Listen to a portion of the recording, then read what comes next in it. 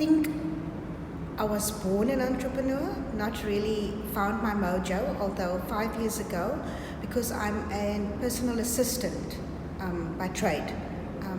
Actually, I'm a multi-passionate person, not really an assistant. I started out in legal first. I was a legal secretary for 2 years, and then I moved to business.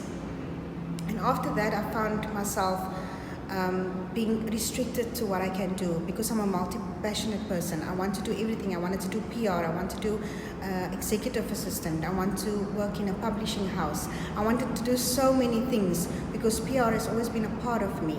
But as an assistant, you get to see a lot of things in companies, and you sort of the jack of all trades, but the master of none, or you become the master of all eventually, like me being in the industry for 16 years. So you kind of master it, but people don't always give you the opportunity. Like if you're in an engineering industry, you can't go to publishing because they feel that you're not experienced enough.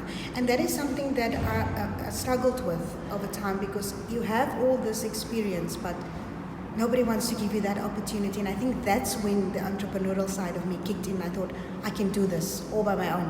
I'm going to do this by myself. I'm going to start my own thing, whether people is taken by it or not, whether I'm going to fail or not, I'm still going to do it. And that's exactly what I did. And I started my company almost 3 years ago, on a freelance basis. Never registered the company, never did the whole thing. I just worked from home, friend here, ex-boss there. That's how I started the company, basically. And eventually I got a call from an international company in London. It's a tech company.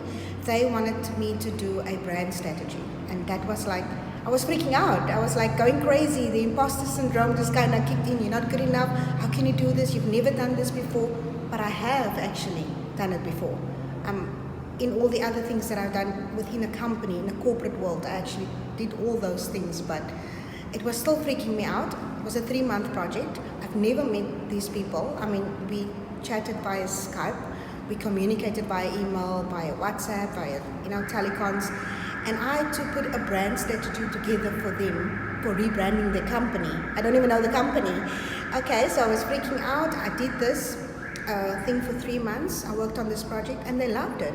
They absolutely loved it. It was driving me crazy, sleepless nights, but they loved it. And I think that's sort of the door that opened for me, thinking I can do this. Because I always had a PR thing. I always tried to, other people's success is actually more important to me, because I'm the behind the scenes type of person. So if I can make you successful, I'm going to do it no matter what it takes. So that's who I am. I'm not in the spotlight person. I don't want the fame, and I don't want to be a celebrity. I help the celebrity and the public figure become who they want to be. So that's kind of who I am and where I come from.